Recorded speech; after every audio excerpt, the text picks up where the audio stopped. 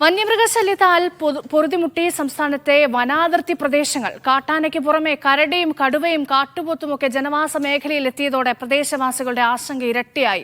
വന്യമൃഗങ്ങൾ കൂട്ടത്തോടെ കാടിറങ്ങിയതോടെ പിറന്ന മണ്ണ് ഉപേക്ഷിക്കേണ്ട അവസ്ഥയിലാണ് മലയോര മേഖലകളിലെ കർഷകർ. മാനന്തവാടി വള്ളിയൂർക്കാവിന് സമീപത്തും തോണിച്ചാലിലും ഇറങ്ങിയ കരടിക്കായുള്ള തെരച്ചിലിനിടെ പീച്ചങ്കോട് ദ്വാരകയിലും നാട്ടുകാർ കരടിയെ കണ്ടു. കാട്ടാന ശല്യത്തിന് പുറമെ പുൽപ്പള്ളി ചെറ്റപ്പാലത്തും വയനാട് വാഗേരി മൂടക്കൊല്ലിയിലും കടുവയുടെ സാന്നിധ്യമുണ്ട്. വനംവകുപ്പ് കൂടുകൾ സ്ഥാപിച്ചിരുന്നെങ്കിലും കടുവയെ പിടികൂടാനായിട്ടില്ല. സാധാരണ വയനാട്ടിൽ നവംബർ, ഡിസംബർ, ജനുവരി, ഫെബ്രുവരി മാസങ്ങളിൽ കടുവകളുടെ ശല്യമാണ് രൂക്ഷമായി അനുഭവപ്പെടാറുള്ളത്.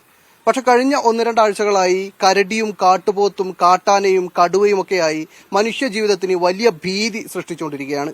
എറണാകുളം ജില്ലയുടെ കിഴക്കൻ മേഖലകളിലാണ് ഏറ്റവും അധികം വന്യമൃഗശല്യമുള്ളത്. കാട്ടാനയും കാട്ടുപന്നിയും ഉൾപ്പെടെ ജനവാസ മേഖലയിൽ ഇറങ്ങി ദുരിതം വിതയ്ക്കുന്നത് പതിവാണ്. പൂയംകുട്ടിയിൽ കഴിഞ്ഞ ദിവസം റബ്ബർ ടാപ്പിംഗ് തൊഴിലാളിയെ കാട്ടാന ആക്രമിച്ചിരുന്നു.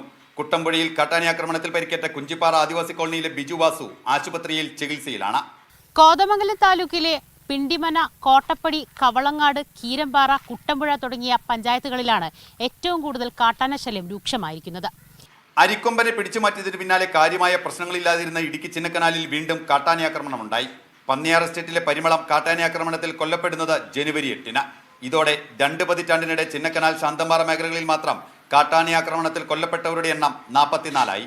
സ്വന്തം കൃഷിയിടത്തിലെ ജോലിക്കിടെ ചക്കക്കൊമ്പന്റെ ആക്രമണത്തിനിരയായ ബീൽറാം സ്വദേശി സുന്ദരരാജ തേനി മെഡിക്കൽ കോളേജിൽ ചികിത്സയിലാണ്. പടയപ്പ എന്ന കാട്ടുകൊമ്പന്റെ വിഹാരകേന്ദ്രമായ മൂന്നാറിലെ തോട്ടം മേഖലകളിൽ കടുവയെയും പുലിയെയും നാട്ടുകാർ കണ്ടു. 2 വർഷത്തിനിടെ മൂന്നാറിലെ തോട്ടം തൊഴിലാളികളുടെ 250ഓളം പശുക്കളാണ് വന്യമൃഗങ്ങളുടെ ആക്രമണത്തിന് ഇരയായത്. ആവശ്യത്തിന് ഭക്ഷണമില്ലാത്തതും കാലാവസ്ഥാ വ്യതിയാനവുമാണ് വന്യമൃഗങ്ങൾ കൂട്ടത്തോടെ കാടിറങ്ങാനുള്ള പ്രധാന കാരണം. വന്യമൃഗശല്യത്തിന് ശാശ്വത പരിഹാരമുണ്ടാക്കിയില്ലെങ്കിൽ പ്രതിഷേധം കടുപ്പിക്കാനാണ് നാട്ടുകാരുടെ തീരുമാനം. ടി അനീസ് അലിക്കും മൊഹസീന സുവിനുമൊപ്പം ഇടുക്കിയിൽ നിന്ന് സിജോ വർഗീസ്, മീഡിയ 1.